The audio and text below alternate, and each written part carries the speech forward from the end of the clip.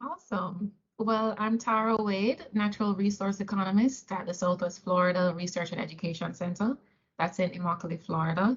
And I'm happy to share what I know, and keep in mind that some of my responses are from the point of view of an economist and maybe my opinion, and not necessarily that of FDACS or IFAS.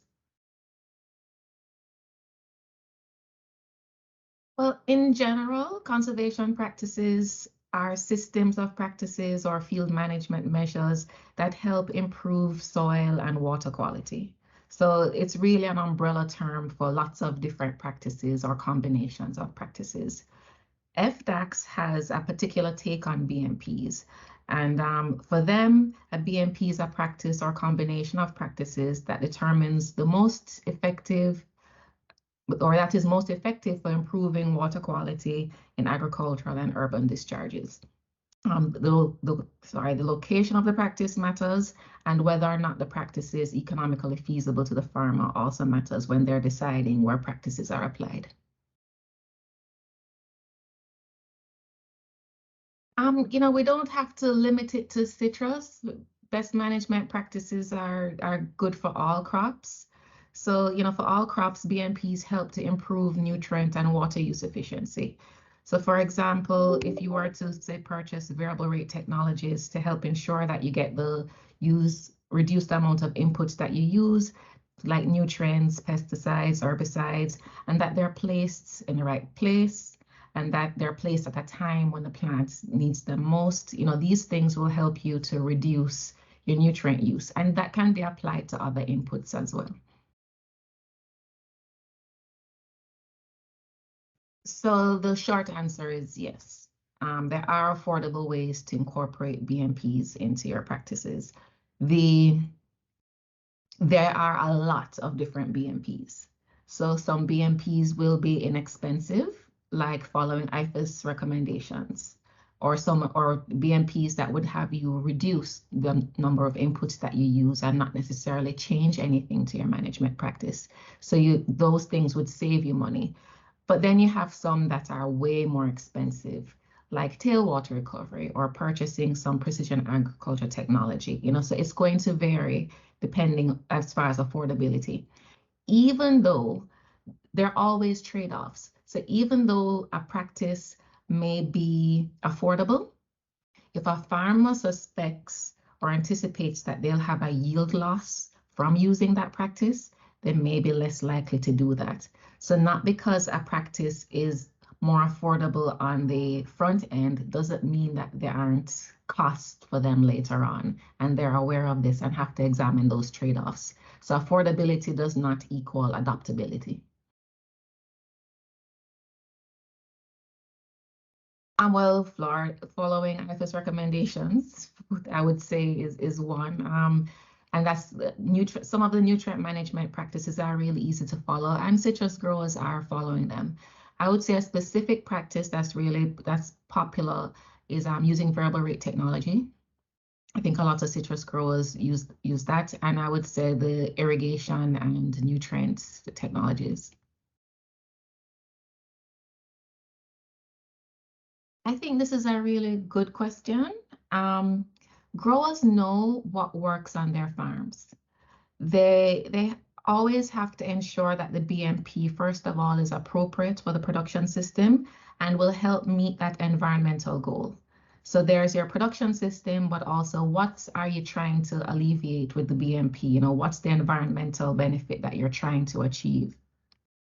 I really recommend that if in doubt, contact your IFAS agent or an FDACS agent. They will help you walk through that.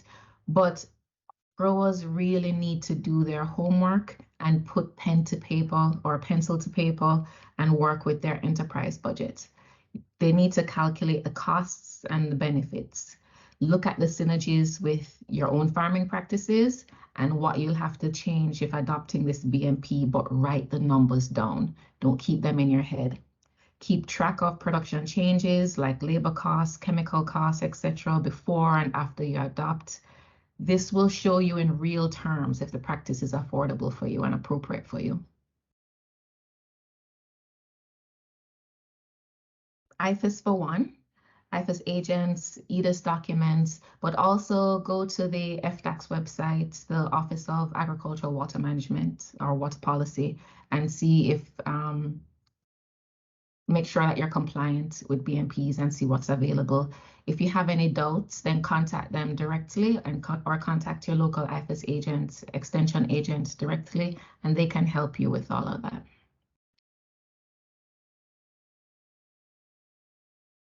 I think we talked some about the practices. So yeah, they are being used. I think the citrus industry does use BMPs, several different practices. There's lots to choose from. I have not looked at the practice adoption data from FDACs directly, but I think when you talk to citrus agents, then it's most commercial growers, I think, will use some kind of variable rate technologies. And that in itself is a broad category of practices.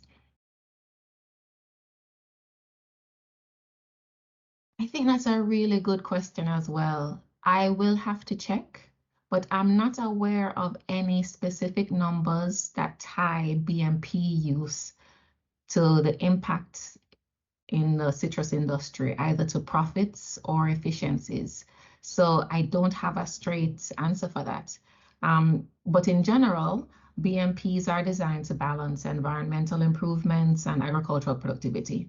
So in theory, BMP use should also improve farm profitability, or at a minimum, not hurt profitability. There may be opportunities to market fruit as being more sustainably produced, but and that might help to increase prices. Growers may benefit in that way, but I'm not aware of any specific numbers on that. There are some general challenges, and this doesn't only apply to citrus, right? It's everyone will have some challenges in adopting BMPs. It's not a one size fits all. In 2018 or 2019, my team conducted a survey. We surveyed about 51 citrus growers. 22% of them indicated that BMPs were too expensive. 27% of them said that BMPs were not applicable in their farms.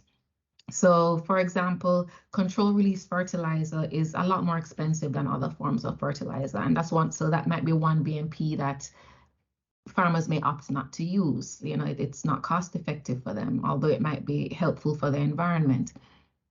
Or it might be really expensive to invest in certain types of precision agricultural machine equipment. So BMPs have to be cost effective if growers are going to voluntarily adopt them.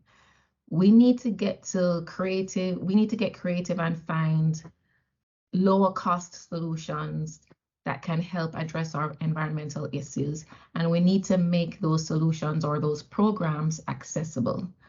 The programs exist, but they're not always readily accessible.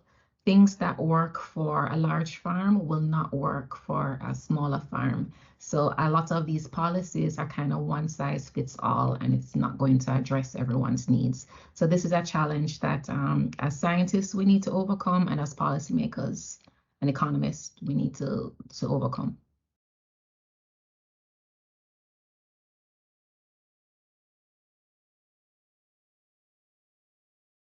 A BMP, or Best Management Practice, is an adaptive and site-specific agricultural practice that is economically feasible.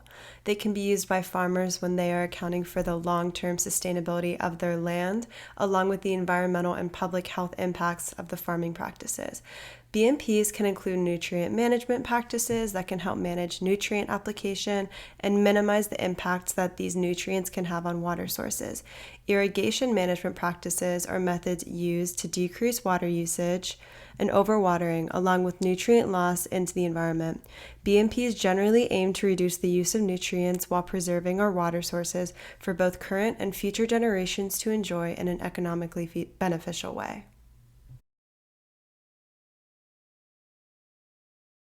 Two examples of BMP practices for citrus are cover crops and reflective mulch. Cover crops are any kind of crop that are grown to help with the growth of cash crops. They are often grain or legume crops planted in between the harvesting and planting season to help preserve the quality of the water and soil on the farm.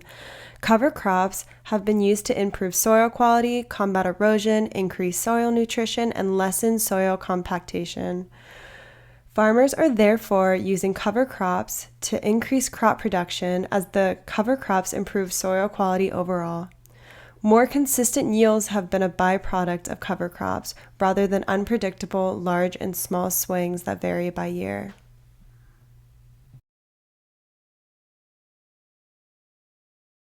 Reflective mulch is a sheet of reflective metal such as aluminum or silver polyethylene that reflects light up to the bottom of a plant. Reflective mulch is useful in both shady and sunny areas and farms. Reflective mulch increases the amount of sunlight absorbed by plants, aiding the photosynthesis process and resulting in better harvest. Like regular mulch, reflective mulch also helps preserve soil moisture by shading the soil, significantly reducing the amount farmers have to water crops. Reflective mulch is often used for pest control by confusing the pests trying to nest on the crops. This can ultimately save farmers money and increase crop yield. Some important details to note is that this BMP is most effective in the early growth of a crop, and it's advised to wear eye protection when working with reflective mulch in a farm.